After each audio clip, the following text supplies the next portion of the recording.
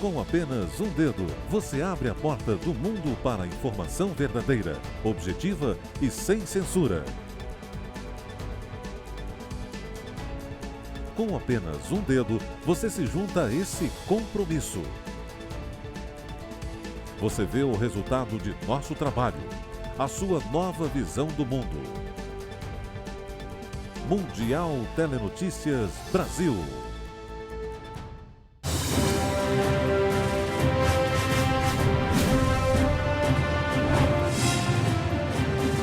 Olá, estamos começando agora mais uma edição do Mundial Telenotícias. Acompanhe comigo.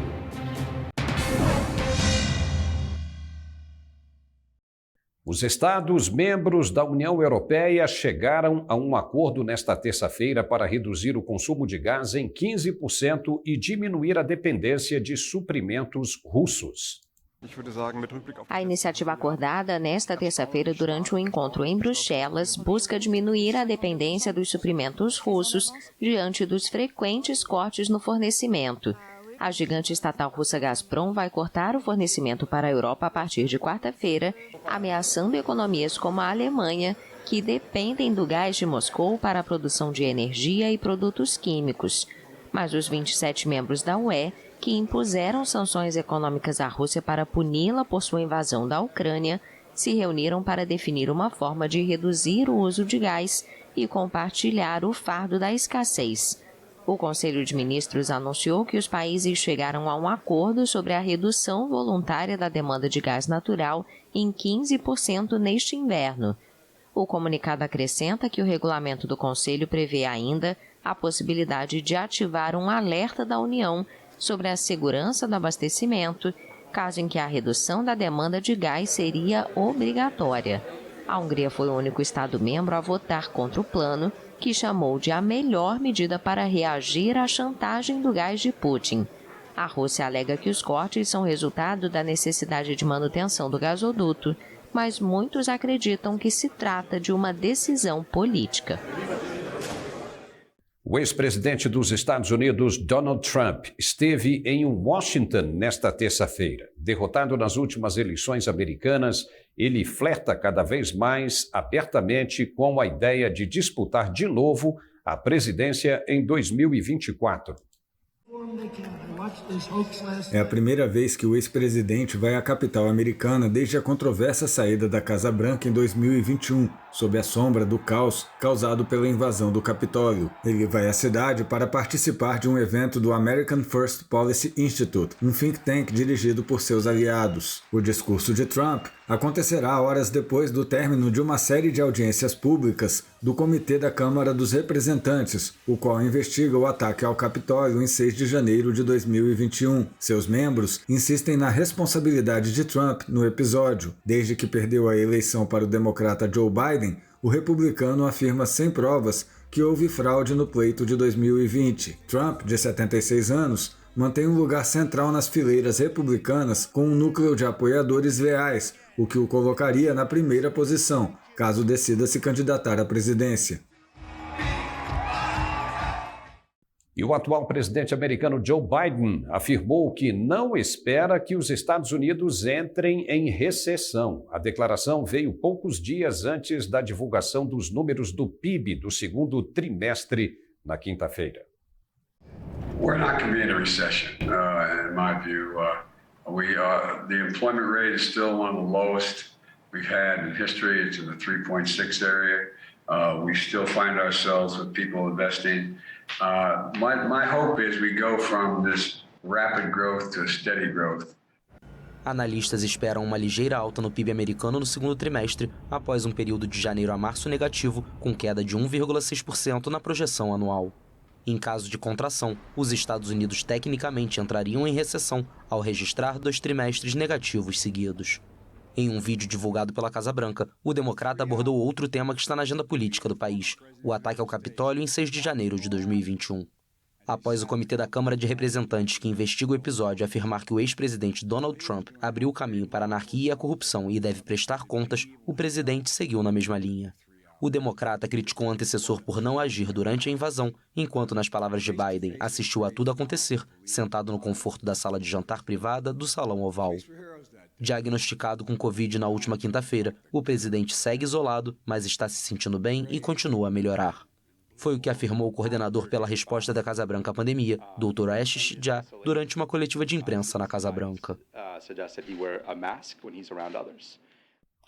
E o Fundo Monetário Internacional rebaixou nesta terça-feira as perspectivas de crescimento para a economia mundial para este ano e o próximo. E os motivos? A alta da inflação e a desaceleração nos Estados Unidos e na China. De acordo com o FMI, a situação da economia mundial ainda pode piorar muito. The global economy is still reeling from the pandemic and Russia's invasion of Ukraine. We're now facing a gloomy and uncertain outlook. Global output growth has been revised downwards to 3.2% this year and 2.9% next year, while inflation has been revised upwards to 6.6% in advanced economies and 9.5% in emerging and developing economies. The world's three largest economies, the US, China and Europe, are stalling.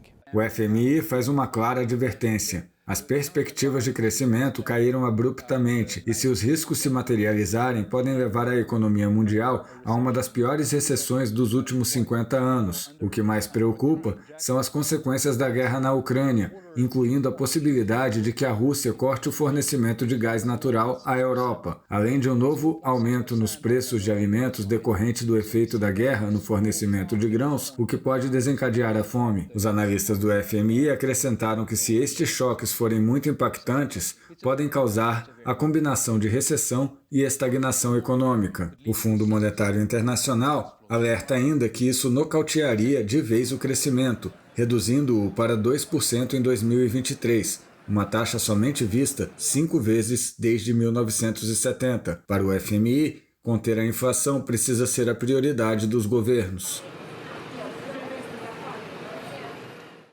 Olha só, durante essa pré-campanha, o que temos visto é um festival de acusações infundadas levantadas por quem entra na disputa. E a tendência é só aumentar quando o jogo começar para valer. Mas se a gente prestar um pouquinho de atenção, vai ver que nada se aproveita. São só ataques sem que ninguém possa apontar o dedo para onde efetivamente está o verdadeiro problema. E o que é melhor, a solução. Que se aponte então o que está errado e convença como fará melhor e em que tempo fará isso acontecer. Acusações e promessas não colam mais. Agora tem que se dar exemplos concretos do que vai ser feito. A atual equipe de governo está fazendo a parte dela. No campo da infraestrutura social, vejamos a transposição do Rio São Francisco, por exemplo, que pouco se falou. Passou por todos os governos, desde Dom Pedro II, que vendeu terras e joias e não conseguiu completar o feito. Governos anteriores, mais recentes, tentavam justificar a letargia, o entorpecimento, a inércia e morosidade de uma obra sem fim, culpando os recursos escassos destinados a esse comprometimento que só serviu para gastos intermináveis e superfaturados. Mas hoje, pelas mãos do Exército Brasileiro e seu comprometimento, o São Francisco impacta diretamente a agricultura da região e mudou o cenário para micro e pequenos fruticultores do Nordeste, assegurando o cumprimento da safra, criação de novos negócios e geração de empregos e renda. Isso tudo sem falar do asfaltamento da Transamazônica. E se alguém quer ser notado, que fale, de agora em diante, do que pretende fazer se for eleito. Quais são os planos futuros para a economia, saúde, educação e segurança? Que mostre com clareza o que se tem em mente como proposta de melhoramento da vida do brasileiro. Quer convencer? Prove que fará a coisa certa. Queremos que os candidatos sejam mais objetivos, transparentes, que falem de si mesmos e parem de espernear, acusando quem não tem nada a ver com a bagunça que estava aí. Que se mostre e convença para valer. Aquele que só acusa é porque não tem nada para mostrar. Vamos agora a um rápido intervalo e já voltamos. Quando você precisa saber rapidamente o que está acontecendo nos lugares mais remotos do planeta, só existe um lugar em sua própria língua. Mundial Telenotícias Brasil. Sua nova visão do mundo.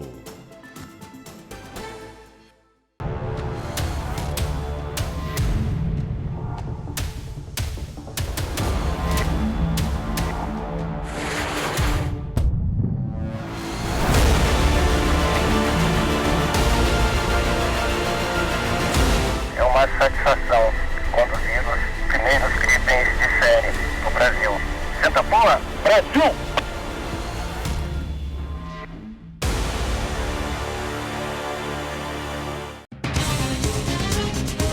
É uma questão de tempo antes que você ouça a notícia. Depois de ouvi-la, você terá todas as notícias em nossa língua. Agora, existe uma nova visão do mundo e um novo lugar para acompanhá-lo. Mundial Telenotícias. As casas de 2 palestinos acusados de matar um colono israelense foram demolidas nesta terça-feira na Cisjordânia ocupada. A casa de Yehia Meri foi destruída com explosivos, enquanto a de Yosef Yazi foi demolida com caminhões. O Exército afirmou que as demolições ocorreram depois que o recurso das famílias foi rejeitado. Em 29 de abril, o guarda Vyacheslav Golev, que estava de serviço em um dos portões de um assentamento no norte da Cisjordânia, foi morto a tiros. No dia seguinte, forças israelenses prenderam 2 homens armados palestinos acusados de realizar o ataque. Israel, cujo exército ocupa a Cisjordânia desde 1967, destrói regularmente as casas de palestinos acusados de ataques mortais contra israelenses. O governo afirma que as demolições têm efeito dissuasivo, mas críticos da prática afirmam que é uma punição coletiva que atinge as famílias dos acusados. No México, 6 pessoas foram assassinadas em uma clínica de reabilitação para drogas. O ataque a tiros aconteceu no subúrbio de San Pedro Tlaquepaque, perto de Guadalajara. O Ministério Público Estadual de Jalisco detalhou que as vítimas eram 5 homens e uma mulher e anunciou uma operação para procurar os responsáveis. As autoridades estimam que a mulher e 3 dos homens tinham entre 20 e 30 anos e os outros 2 tinham entre 56 e 61 anos. Jalisco é um dos estados mais violentos do país, onde opera o cartel de drogas Nova Geração. Em meio a disputas entre gangues de tráfico de drogas, centros de reabilitação para viciados têm sido alvo em vários distritos mexicanos. De acordo com as autoridades, alguns desses lugares são usados como refúgio para supostos membros dos grupos criminosos, especialmente traficantes, que, quando descobertos, são atacados por rivais. O México passa por uma espiral de violência ligada ao crime organizado e, desde dezembro de 2006, quando uma controversa operação militar antidrogas foi lançada, já registrou mais de 340 mil mortes violentas. A polícia canadense confirmou a detenção do suspeito de um tiroteio no centro de Langley. A cidade fica próxima a Vancouver, no oeste do Canadá. A polícia confirmou que deteve um suspeito e investiga se há outras pessoas envolvidas. O episódio ocorreu no centro de Langley, cidade próxima a Vancouver, no oeste do país. Segundo a imprensa canadense, o homem pode ter realizado o ataque deliberado contra pessoas sem teto na cidade. No começo da manhã, foi emitido um alerta público que mencionava várias cenas de crime no centro de Langley, uma cidade de 130 mil habitantes na Colômbia Britânica. 1 hora depois, foi enviado um segundo alerta explicando que o suspeito já não era uma ameaça e pedindo que os cidadãos se mantivessem longe do local. O alerta inicial descrevia um homem branco de cabelos escuros, vestido com um macacão marrom e uma camiseta azul e verde, com um logotipo vermelho na manga direita. O ex-premier da Irlanda do Norte, David Trimble, morreu aos 77 anos. Ele foi vencedor do Nobel da Paz pelo trabalho de reconciliação entre protestantes e católicos na província britânica. A informação foi confirmada pelo Partido Unionista do Ulster, legenda liderada pelo sindicalista entre 1995 e 2005. Seu maior legado é o Acordo da Sexta-feira Santa, assinado em 1998 e considerado um exemplo brilhante de resolução de conflitos, que pôs fim a 30 anos de violência, que deixaram cerca de 3.500 mortos. Trimble conseguiu levar à mesa de negociações a comunidade unionista a favor de uma relação estreita entre a Irlanda do Norte e a Grã-Bretanha. Como parte das complicadas e tensas negociações de paz, se tornou o primeiro líder do Partido Unionista do Ulster a se reunir com o primeiro-ministro irlandês em Dublin. Desde 2006, Trimble pertencia à bancada conservadora da Câmara dos Lordes britânica. Uma greve de funcionários vai gerar o cancelamento de mais de 1.000 voos da Lufthansa na Alemanha a partir desta terça-feira. Trabalhadores buscam um reajuste salarial de 9,5%. Os cancelamentos aumentam um verão já caótico em aeroportos de toda a Europa. Mais de 1.000 voos vão ser suspensos, entre eles alguns já nesta terça-feira. Em nota, a companhia afirmou que mais de 130.000 passageiros vão ser afetados. A organização sindical Verdi convocou uma greve entre a noite de terça e a madrugada de quinta para aumentar a pressão sobre a direção da empresa e exigir um aumento salarial de 9,5%. A greve vai afetar os funcionários de terra, especialmente a manutenção, mas também os operadores de veículos de reboque de aeronaves, essenciais para o bom funcionamento dos aeroportos. Um total de 678 voos em Frankfurt e 345 em Munique vão ser cancelados, e o protesto pode causar cancelamentos e atrasos ocasionais ainda na quinta e na sexta-feira. A Rússia vai deixar de participar da Estação Espacial Internacional a partir de 2024. A parceria com o Ocidente foi prejudicada pela chegada da SpaceX e pela invasão à Ucrânia. O anúncio foi feito nesta terça-feira pelo chefe da agência espacial russa Roscosmos, Yuri Borisov. Станции, безусловно, все свои обязательства мы выполним перед нашими партнерами, но решение и уход с этой станции после 2024 года принят. Я думаю, что A informação foi divulgada durante uma reunião televisionada com o presidente russo Vladimir Putin. A Rússia demonstrou interesse em criar sua própria estação orbital, que vai ser a principal prioridade do Programa Espacial Nacional. Em 2020, o país perdeu o monopólio do lançamento ao espaço com seus antigos, mas confiáveis lançadores e espaçonaves Soyuz, após a chegada ao cenário do bilionário Elon Musk da SpaceX. A cooperação russo-ocidental no espaço também foi prejudicada pela ofensiva lançada pela Rússia em 24 de fevereiro contra a Ucrânia. As sanções ocidentais adotadas contra Moscou por causa dessa ofensiva afetam em parte a indústria aeroespacial russa e colocam em risco a Estação Espacial Internacional, porque alguns suprimentos podem ser interrompidos. O setor espacial russo é atormentado há anos pela corrupção e pela falta de inovação. E depois do intervalo voltamos com mais informações. Até já. A melhor alternativa de notícias internacionais em português. Mundial Telenotícias Brasil. É preciso coragem para olhar para o passado e ver as adversidades que superamos. Durante todo o caminho, enfrentamos batalhas, fazemos escolhas. E sabemos que não chegamos sozinhos onde estamos. A Marinha está repleta de grandes heróis que inspiram novas histórias. Somos a força que transforma.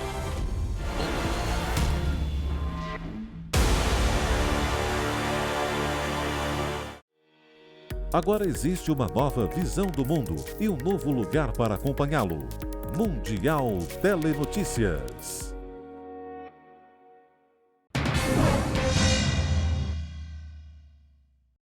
Mostrar a importância da união entre as pessoas de todo o mundo. Este é o principal objetivo do projeto Além dos Muros, do artista francês Saip.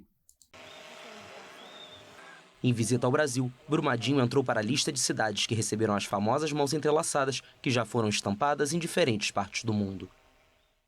Sur ce projet qui s'appelle Beyond Walls, l'idée c'est de créer symboliquement la plus grande chaîne humaine au monde en peignant des mains entrelacés comme ça, pour parler de l'importance finalement de trouver des solutions communes dans les différentes problématiques qu'on a, puisque je pense qu'on est dans un monde qui est hyper connecté et que la seule solution c'est de travailler ensemble pour résoudre les problèmes qu'on peut avoir.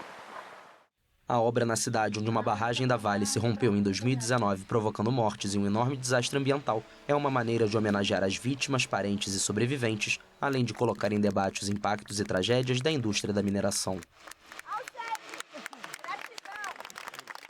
La catastrophe qu'il y a eu en 2019 où 272 personnes ont été ensevelies finalement après le barrage d'une mine.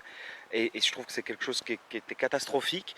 Donc la première chose, c'est de donner aussi une voix aux gens qui ont justement perdu leurs proches, etc. Mais c'est aussi de se dire que c'est un problème qu'on entend finalement peu parler, où il y a beaucoup de choses, il y a beaucoup de problématiques environnementales et sociales. Mas hoje, mesmo com a dor que a gente revive, é momento diferente, é momento que traz acalento, momento que traz força, porque através de uma obra de arte tão perfeita, mãos entrelaçadas, né? Até hoje nenhuma mão soltou da outra nessa luta por justiça, por encontro das vítimas e para que haja uma punição, né? Para que uma tragédia, crime como esse não se repita. A obra gigantesca tem prazo de validade definido. Ela foi pintada com tinta 100% biodegradável, feita pelo próprio artista, desaparecendo gradualmente conforme a chuva cai e a vegetação cresce.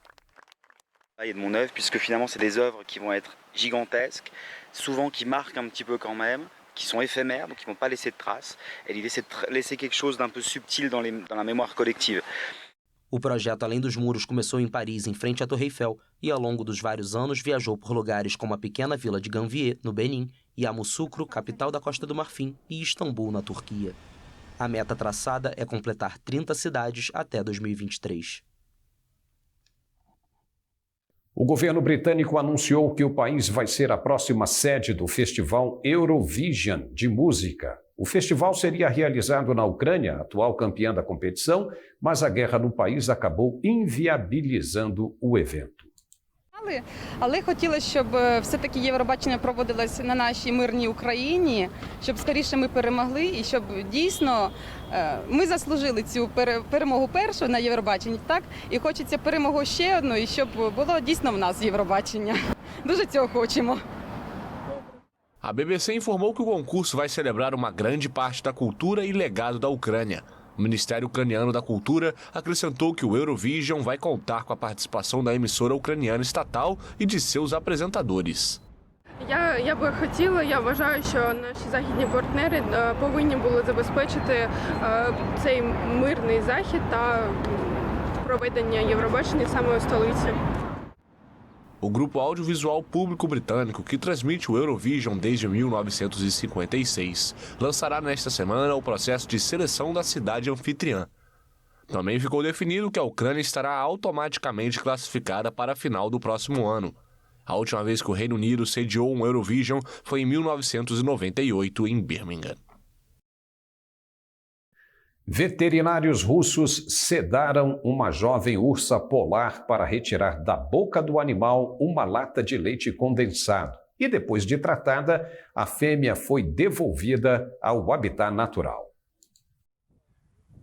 A proximidade com os seres humanos deixou uma jovem ursa polar em apuros no Ártico. O animal prendeu uma lata de leite condensado na boca na pequena localidade portuária de Dixon, na Rússia. As imagens foram captadas na época do resgate em 21 de julho, quando veterinários usaram tranquilizantes para socorrer a fêmea. Só assim eles conseguiram remover a lata e tratar os ferimentos na língua da ursa, que ganhou o nome de monetótica. Após o procedimento, o animal foi levado de Dixon para seu habitat natural. Os veterinários do zoológico de Moscou deixaram junto da ursa polar um suprimento de peixes, caso ela precise de algum tempo para voltar à forma física normal. A reprodução de abelhas mandaguari é uma atividade que ganha cada vez mais interesse no Brasil. E isso acontece por causa do potencial na alta gastronomia e da indústria cosmética, além do desenvolvimento de novos medicamentos. Luiz Lustosa passa seu tempo livre criando abelhas mandaguari, um tesouro pouco conhecido do Brasil. A pouca proteção contra o enxame não é um descuido. Essas abelhas nativas, sem ferrão, convivem em harmonia com o ser humano e têm grande potencial na preservação ambiental. Luiz se entusiasmou com a reprodução de 6 espécies ao perceber com outros pesquisadores o perigo que correm. Vimos em conjunto que existia várias abelhas que estavam em extinção, né? E nós fomos estudar para saber por que essas abelhas estavam em extinção.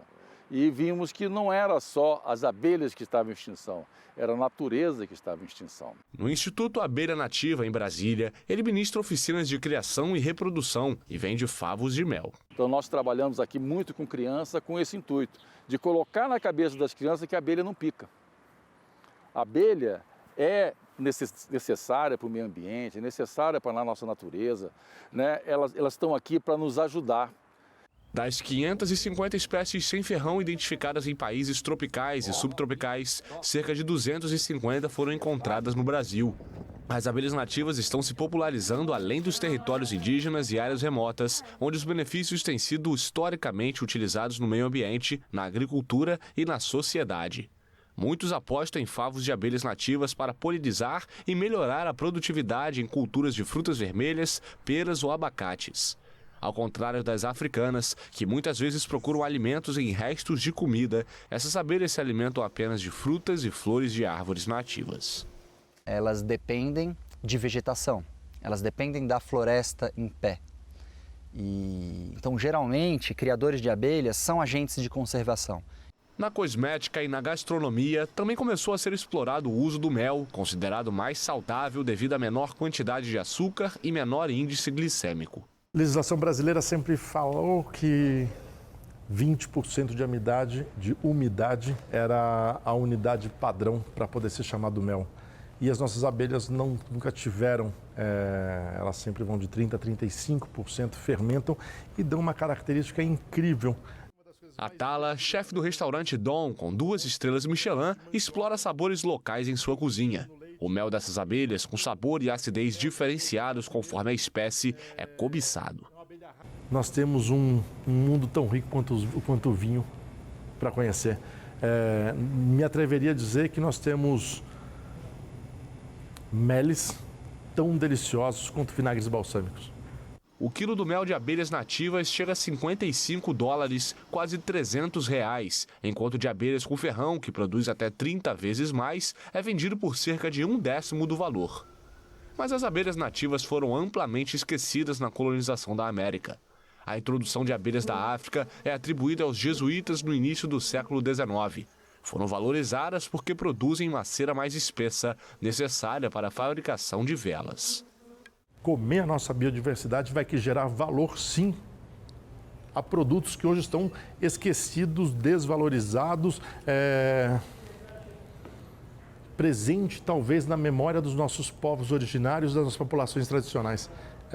É fundamental resgatar este saber e provar esse sabor. E por aqui encerramos esta edição. Muito obrigado pela companhia e até a próxima. É uma questão de tempo antes que você ouça a notícia. Depois de ouvi-la, você terá todas as notícias em nossa língua. Agora, existe uma nova visão do mundo e um novo lugar para acompanhá-lo. Mundial Telenotícias.